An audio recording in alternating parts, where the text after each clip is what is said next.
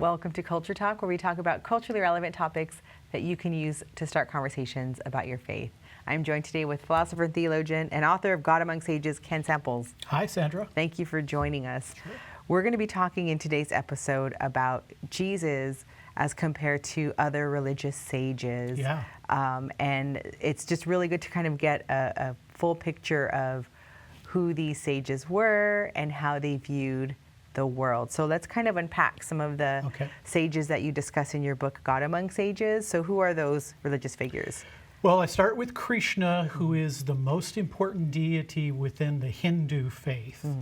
And what's interesting about Hinduism, you can have different views. You can have pantheism, polytheism, or monotheism. I mean, you can be a Hindu and believe in one God. That kind of surprises people.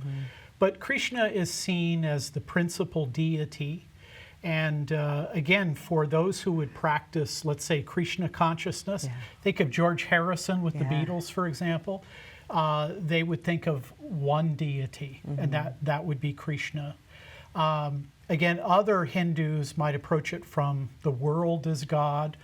You have popular Hinduism would say there's 330 million gods. So even in Hinduism, there's a diversity of views. Buddha is different. He comes out of India. His family background is going to be Hinduism, but he makes a break with that. It's probable that Buddha didn't believe in God, or if he did, he didn't talk about it. So you could be a Buddhist and be an atheist, or you can be more of an evolved Buddhist and maybe believe in multiple gods. Let's see, so Krishna, Buddha, Confucius, again, doesn't talk a lot about theology, but there are some leading scholars today who think that Confucius was a theist. He believed in one personal deity. So that's significant, I think. Now with Muhammad, belief in one God, that God is Allah, a single solitary person. So those would be broadly the views of God reflected by those four individuals. And you break down kind of what each sage believes and how Jesus is distinct from those. So can you talk about some of the categories like worldview, cosmos, humanity? What are the different beliefs among those sages, and how is Christ different? Yeah, well, again, with Krishna, you're going to have one deity.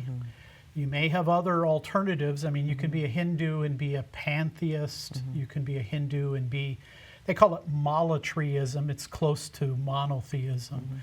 In Buddhism, you can adopt atheism. The Buddhists, interestingly enough, believe the universe is it's constantly moving into existence and out of existence. And so you have some kind of eternal universe. Confucius, it's hard to know what he believed. Probably he believed something like a creation, although we're not sure. And then with Muhammad, he believed that Allah had created the world, but in Islam, it's not a redemptive faith. So God is the creator, he is ruler, but he's not necessarily redeemer. Now, how would that differ with Jesus? I think in some personal ways it becomes very clear. I liked reading about Buddha and Confucius, and I'll tell you why. They were very candid about their brokenness.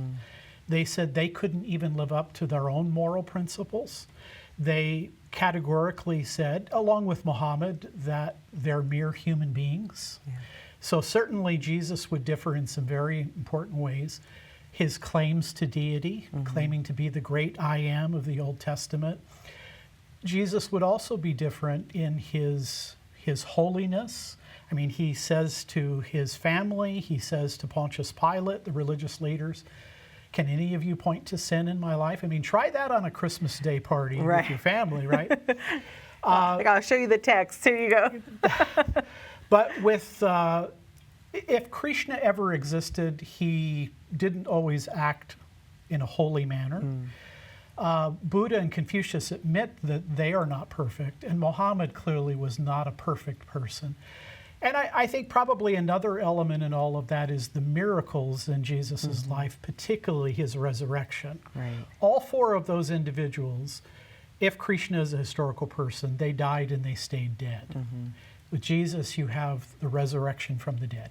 And there's historical evidence to show that there's a huge cultural shift after Christ was resurrected, correct? That births Christianity, the emergence of the church, eyewitness testimony. I mean, if you take someone like Buddha, Buddhist scholars don't know what century Buddha was born in. Hindu scholars don't know whether Krishna was a historical person or not. I mean, Christians argue about, was Jesus born in 6 or 4 BC? Did he die in 30 or 33?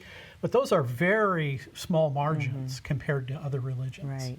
And so what would be the central problem that humanity deals with from these different perspectives, these different religious views? I don't think there's anything in those religions that is like grace. I mean, Buddha and Confucius and Krishna and Muhammad, none of them do anything that changes the status of their followers before God in the afterlife.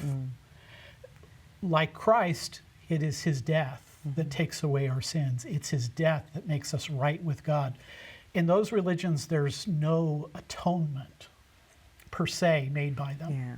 And then in Christianity, we have atonement. In Christianity, the Lord makes us right. He forgives us.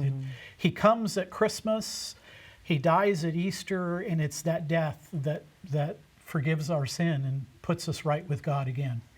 So the whole point of the show is to really have conversations with people and be equipped to have those conversations. So how would you have a conversation with someone as they're exploring, just comparing these religious figures?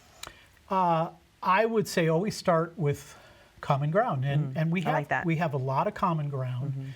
I mean, if you look at the religions of Judaism, Christianity, Islam, Buddhism, Hinduism, Taoism, Confucianism, and that's a lot of isms.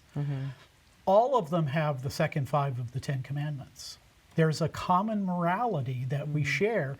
Now, I don't think we should be surprised by that. If Christianity is true, God's made everybody in his image. We all have a conscience. There are moral principles built into the world. So I would start there. I would begin with, in a Christian context, we believe people are made in the image of God. Therefore, we believe we should treat them with dignity and respect.